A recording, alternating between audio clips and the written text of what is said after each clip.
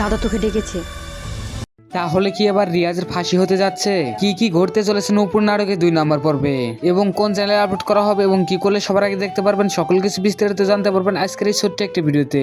আজকের এই ছোট্ট একটা ভিডিও দিলে আপনি মনোযোগ সহকারে দেখেন, তাহলে নূপুর নাটকে 3 নম্বর পর্ব নিয়ে আর কোনো নাটকের আপডেট ভিডিও দেখতে হবে না। সো বুঝতেই পারছেন যে তাহলে আজকের ভিডিও কত গুরুত্বপূর্ণ। ভিডিওটি না কেটে পুরো ভিডিও দেখতে থাকুন।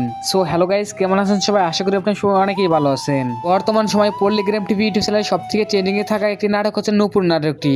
আপনারা যারা নূপুর নাটকে 2 নম্বর পর্বটি এখনো দেখেন, আপনাদের সুবিধার্থে এই ভিডিওর ডিসক্রিপশন বক্সে লিংক দেওয়া আছে, আপনারা চাইলে দেখে আসতে পারেন। আর যারা অলরেডি দ্বিতীয় পর্বটি দেখছেন তারা কিন্তু অবশ্যই কিন্তু কমেন্ট বক্সে জানাবেন যে আপনাদের কাছে দ্বিতীয় পর্বটি কেমন লাগছে।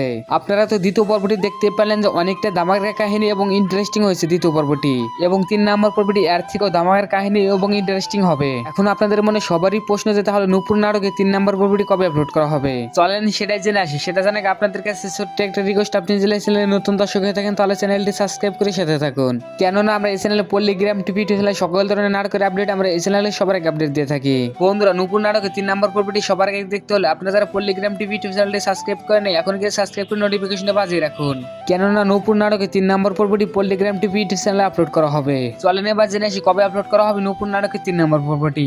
বন্ধুরা, নূপুর নাটকে 3 নম্বর পর্বটি আপলোড করতে সময় লাগতে পারে 5 থেকে 7 দিন, কেননা এই নাটকগুলো শুটিং এবং এডিটিং এ কাজ করতে অনেকটাই সময় লাগে। আর হ্যাঁ, আপনারা চাইলে এই চ্যানেলটি সাবস্ক্রাইব করে সাথে থাকতে পারেন, কেননা নূপুর নাটকে 3 নম্বর পর্বটি আপলোড হওয়ার সাথে সাথে আমরা এই চ্যানেলে সবার আগে আপডেট জানিয়ে দিব। ভিডিওটি আজকে এই পর্যন্ত, দেখা হবে অনেক নতুন ভিডিওতে। এ পর্যন্ত ভালো থাকবেন, সুস্থ থাকবেন, ধন্যবাদ।